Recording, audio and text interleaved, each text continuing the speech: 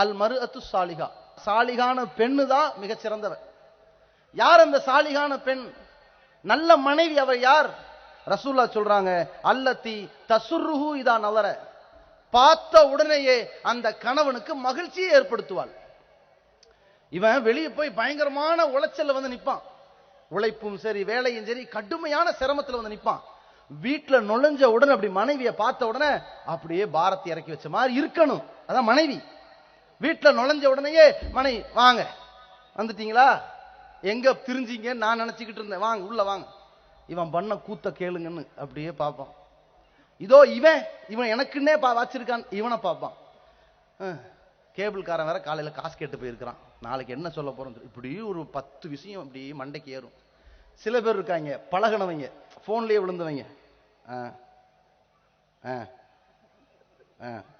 சரி போயிட்டு வரேன், டேய் பிரச்சனையை பாருடா, அவ்வளவுதான்.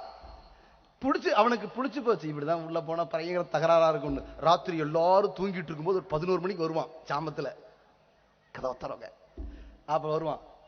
அந்த நேரத்தில் இவளும் ஓஞ்சிருப்பா, வாங்க நீங்க வந்து முடியாது, சரி வாங்க அப்படின்னு அவளும் ஒரு வழியாயி, ஏன்னா காலையில இருந்து அவளே சண்டை பிடிச்சு தகராறு பண்ணி ஓஞ்சி சாஞ்சு மறுநாள் காலையில் அப்படியே 11 மணிக்கு எந்திரிப்பான். என்ன பிரச்சனை? இவளே மறந்துருப்பான் எல்லா பிரச்சனையும். இதுக்கப்புறம் இவன் தீர்வு தேவையா? இந்த லட்சணத்தில் இருக்கும். இப்படி இருக்கக்கூடாது. மனைவியை பொறுத்த வரைக்கும் முதல்ல அவரை உள்ள எடுத்துக்குங்க, அதுக்கு பிறகு நான் உட்கார வச்சு கொஞ்சம் ரெஸ்ட் எடுக்க வச்சு டீயா காப்பியா என்ன வேணும் கேட்டுட்டு அப்புறங்க அப்படின்னு ஆரம்பிங்க, பிரச்சனை இல்லை. வரதுக்கு முன்னாடி நீங்க ஆரம்பிச்சீங்கன்னா ஓடி போயிடுவான். இது யதார்த்தம்.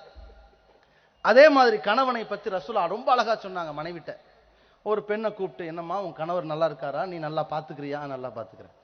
தெரிஞ்சுக்க, இன்னமா ஹுவ ஜன்னத்துக்கி வ நாருக்கி, அவன் தான் உனக்கு சொர்க்கம், அவன் தான் உனக்கு நரகம்டாங்க ரசூலுல்லாஹ். எப்படி ஒரு அழகான வார்த்தை பாருங்க. இவள் அந்த கணவனுக்கு கண்ணியமாக நடந்தால் உலகத்துல நிம்மதியா இருப்பா. அந்த கண்ணியமாக நடந்ததற்கு மறுமையில் அல்லாஹ் சொர்க்கத்தை கொடுப்பான். இந்த கணவனுக்கு துரோகம் செஞ்சு அல்லது கணவனை அவமதிச்சு நடந்தா உலகமே அவளுக்கு நரகமாயிரும். நாளைக்கு இதன் மூலமாக மறுமையில் நரகத்தில் போய் விழுவா. இந்த ஒரு அறிவுரை ரசூலுல்லாஹ் சொன்னதை ஒவ்வொரு பெண்ணும் உணர்ந்து